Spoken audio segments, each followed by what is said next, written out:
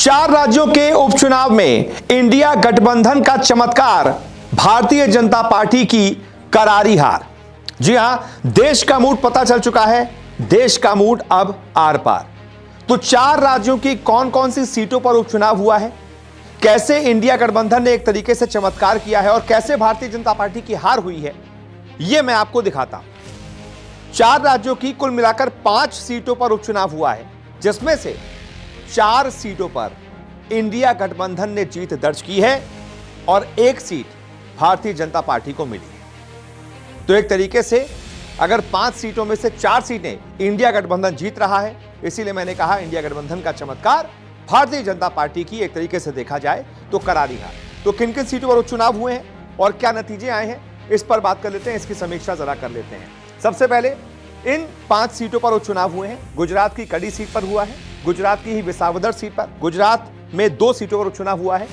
पंजाब की Ludhiana waste seat पर हुआ, पश्चिम बंगाल की कालीगंज सीट पर उपचुनाव हुआ है और केरल की नीलांबूर सीट पर उपचुनाव हुआ है।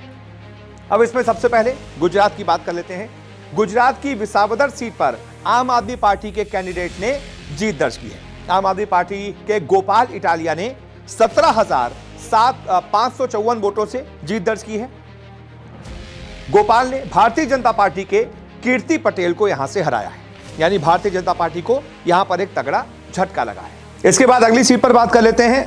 गुजरात की ही एक और सीट है, गुजरात की कड़ी सीट। यहां से भारतीय जनता पार्टी को जीत मिली है। यहां से भारतीय जनता पार्टी के राजेंद्र कुमार, राजू भाई चावड़ा, इन्होंने जीत दर्ज की है। यहां कम से कम भारतीय जनता पार्टी को राहत मिली है। कांग्रेस के कैंडिडेट रमेश भाई चावड़ा को 39,452 वोटों से चावड़ा जी ने हराया है। तो यह एकमात्र सीट है जहां पर भारतीय जनता पार्टी को जीत मिली है, गुजरात की ही कड़ी सीट। इसके बाद पश्चिम बंगाल चलते हैं। पश्चिम बंगाल की जो इकलौती सीट जहां पर उपचुनाव हुआ वो है कालीगंज सीट। यहां से टीएमसी को जीत मिली है। टीएमसी की उम्मीदवार अलीफा अहमद ने भारतीय जनता पार्टी के आशीष घोष को बड़े अंतर से हराया है, 45,000 से भी ज्यादा अंतर से हराया है।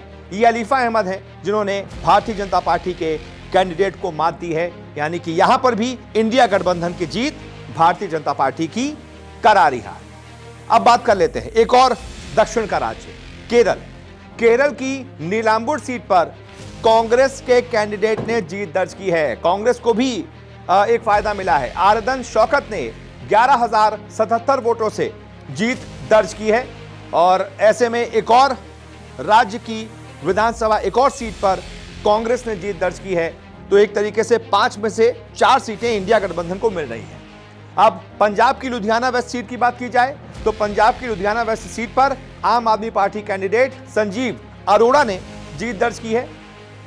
संजीव अरोड़ा ने 10,637 वोटों से कांग्रेस के भारत भूषण आशु को यहां से हराया है।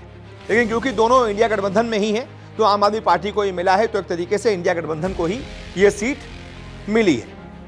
अब पंजाब की लुधियाना वेस्ट सीट आम आदमी पार्टी के पास थी। इस चुनाव का केजरीवाल को कैसे फायदा मिल सकता है, इस पर भी बात कर लेते हैं। केजरीवाल का राज्यसभा जाना, यहां से इसके रास्ते खुल सकते हैं।